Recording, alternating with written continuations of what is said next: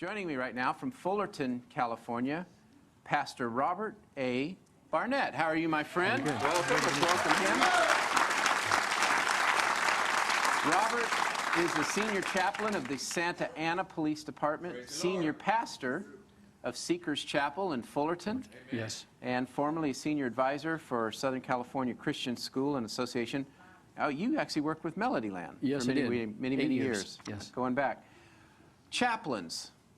What does a chaplain do? Talk about that. We're the people that are put on the spot a lot of times when difficulty arises and crisis comes upon people that they're not counting on. Right. For example, the department I work for, they encounter all kinds of difficulty, whether it's car accidents, homicides, gang-related violence, plane crashes. You know about that we've been involved at times with those. We're called to the scene to be what's called true peace officers. Amen. We work with law enforcement. They enforce the law. We get the privilege of coming in and bringing peace. Amen. Right. That's and good. We bring the stability and security. Which comes first? Are you a pastor first and then a chaplain, or a chaplain and a pastor? Does it really matter? It doesn't matter. Yeah. I am a pastor wherever I go. When I'm a chaplain, I just get the privilege of ministering to the community. Talk a little bit about,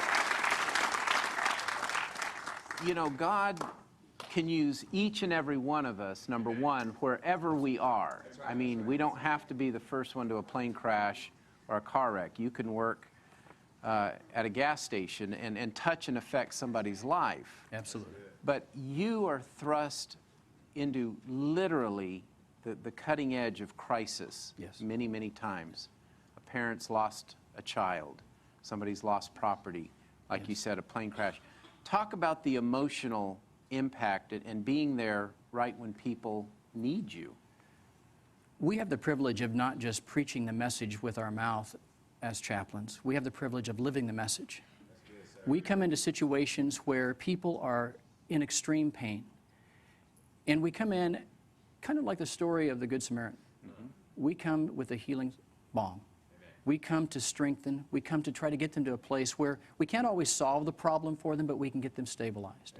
And there's something about drawing close to someone in the power of the Holy Spirit, where, in a sense, the Comforter works through you. Right.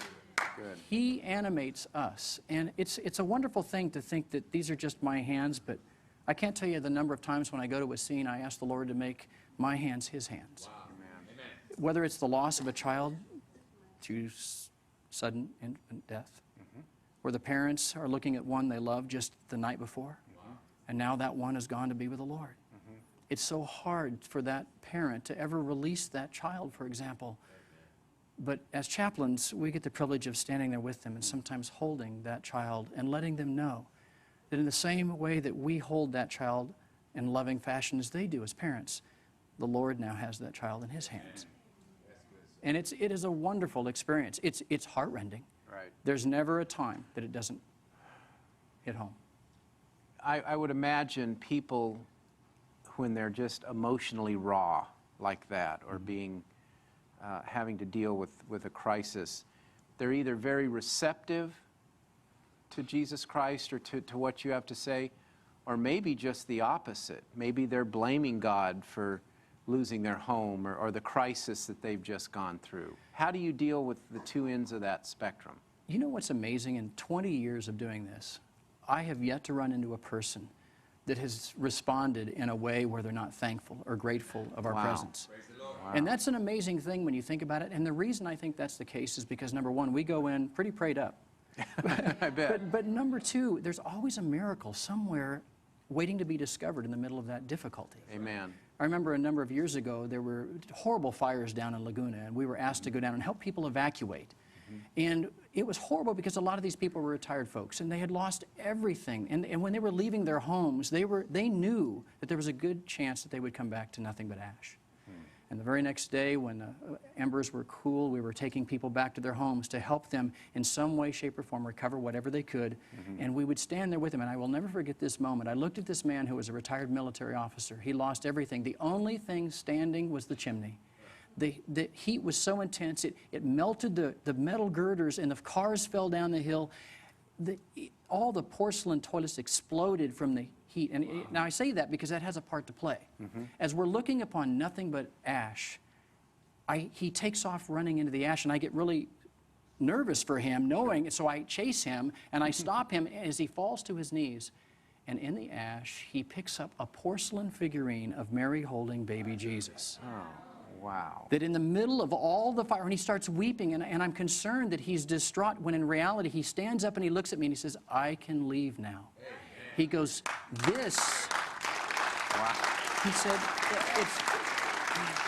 but the real story was when he was a child, his own house burned, and the only thing they recovered from his own house was that same porcelain figurine. My word. So, Wow. when Man. you get the privilege of being on the front row of that, Yeah.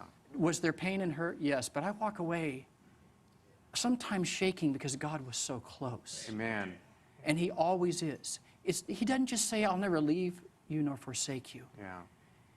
He's so close. And sometimes I feel bad that we don't realize that. And Amen. sometimes it takes a crisis for us to see that. And I have the privilege of seeing his love displayed. At times you wouldn't think Yeah. his love was there.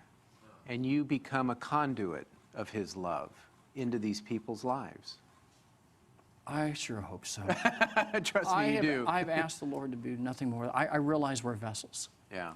Unless he fills us, we're just vessels. Yeah. But there's not a chaplain, I've got some wonderful officers that are godly men and women. They go out and they are full vessels of the Lord. And they are ministering in the community. They're putting their lives on the line, and they know what it is to lay down their lives for people that they love, that they don't even know.